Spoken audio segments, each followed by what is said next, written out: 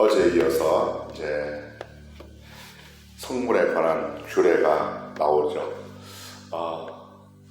이제 어제 오늘 21장, 22장은 특별히 이 해당되는 사람들이 제사장이라고 말씀을 드렸습니다. 근데 이제 오늘은 22장은 이제 두 가지로 이제 나눠질 수가 있습니다. 16장까지를 이제 어제에서 이어지는 그 부분이고요. 또 17장부터 33절까지는 이제 또 조금 다른 이야기라고 할 수 있습니다.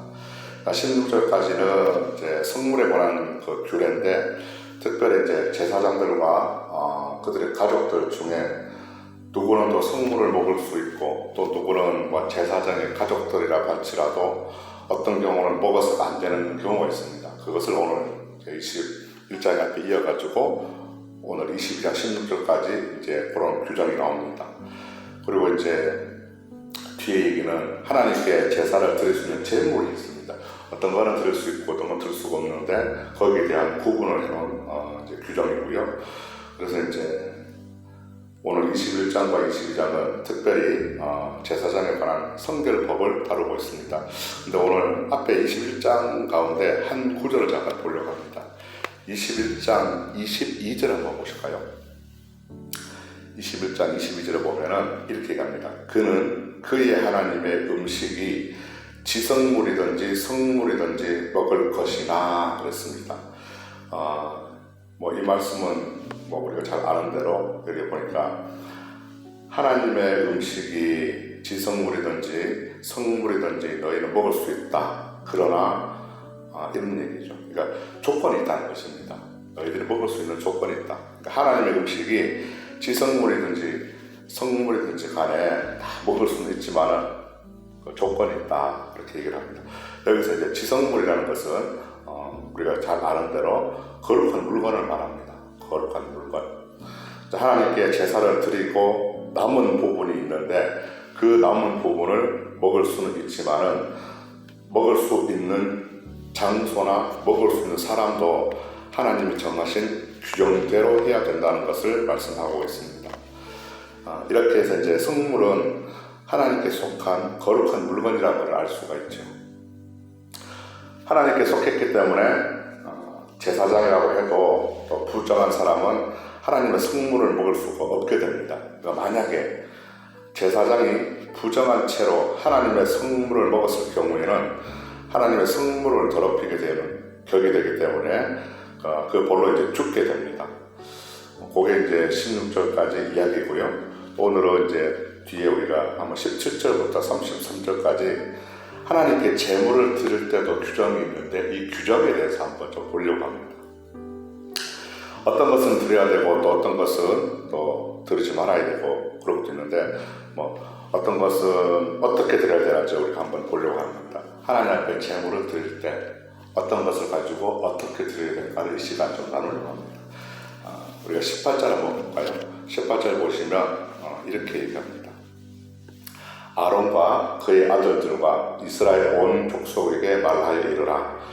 이스라엘 자손이나 그 중에 거류하는 자가 서원 제물이나 자원 제물로 번제와 더불어서 여호와께 예물을 드리려고 하거든 이렇게 얘기합니다. 하나님의 모세에게 말씀하시는 거죠. 한마디로 정의하면 이겁니다. 너희들이 나한테 제사를 지낼 때 내가 정해둔 방법대로 해 이겁니다. 그 방법을 오늘 가르쳐줍니다. 그 방법이 첫 번째가 뭐냐? 흠없는 것을 가지고 마음을 다해서 정성껏 드리라 하는 겁니다.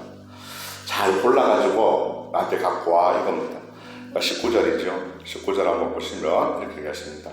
기쁘게 받으시면 되도록 소나 양이나 염소의 흠없는 수컷으로 드리는 것이 됩니다. 기쁘시기에 하나님께서 받으시게 되도록 하나님께서 기쁘시게 받도록 소나 양이나 염소나 드릴 때 흠없는 것으로 수컷으로 드리라 이렇게 얘기합니다. 하나님께 제물을 드릴 때는 흠이 있으면 안 됩니다. 만약에 제물에 흠이 있으면 오늘 성경에서는 하나님은 제사를 기쁘게 받지 못하신다 이렇게 얘기합니다. 20절 보니까 흠 있는 것은 무엇이나 너희가 드리지 말 것은 그 이유가 나오죠. 그것은 기쁘게 받으심이 되지 못할 것입니다 그랬습니다. 21절에도 보면은 이렇게 얘기합니다. 만일 누구든지 서원할 것을 갚으려 하거든 자의로 이제 예물을 드리려 하여 소나 양으로 화목 제물을 여호와께 드리는 자는 기쁘게 받으심이 되도록 아무 흠이 없는 온전한 것으로 할지니 그러셨습니다.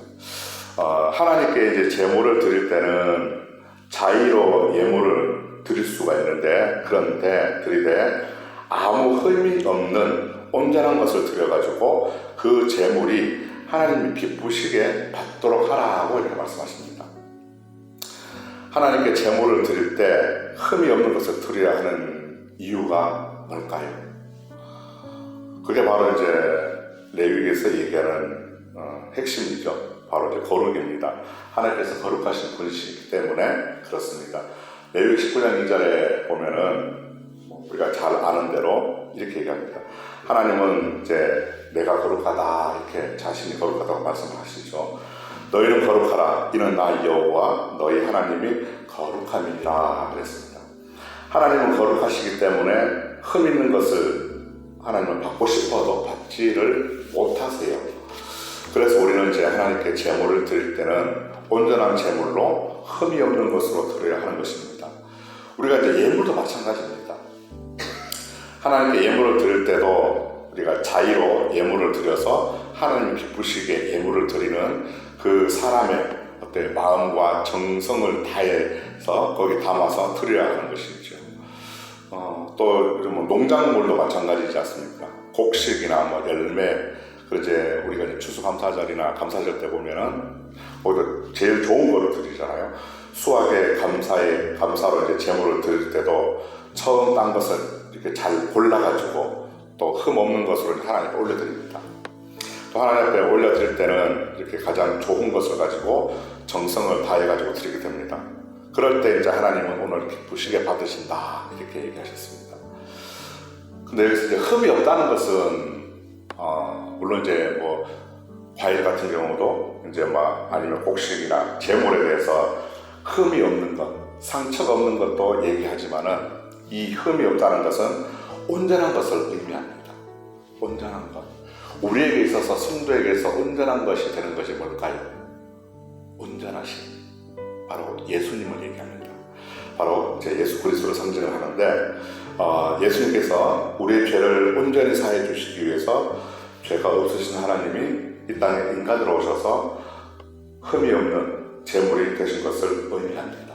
히브리서에 보면은 9장 11절 12절에 보면 이렇게 말씀하고 있습니다.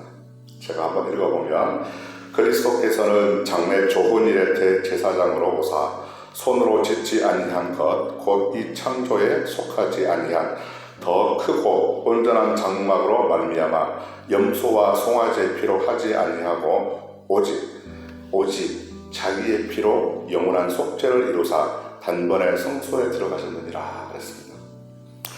예수님은 흠없는 제물이 되셔서 하나님 앞에 온전히 자신을 바쳐가지고 저와 여러분의 우리의 죄를 대속하셨습니다. 그것은 바로 이제 사랑이었고 은혜였죠. 우리가 살고 있는 이 땅에는 예수님처럼 자신의 생명을 바쳐줄 사람이 또 누가 있을까 한번 생각해 보았습니다. 그런데 오늘도 우리는 예수님의 그 자신을 바쳐서 우리의 죄를 대속하신 그 사랑과 은혜 안에 살아가고 있는 줄 믿습니다. 주님의 은혜와 사랑이 오늘도 저와 여러분에게 함께하는 귀한 하루가 되시기를 소망합니다. 기도하겠습니다.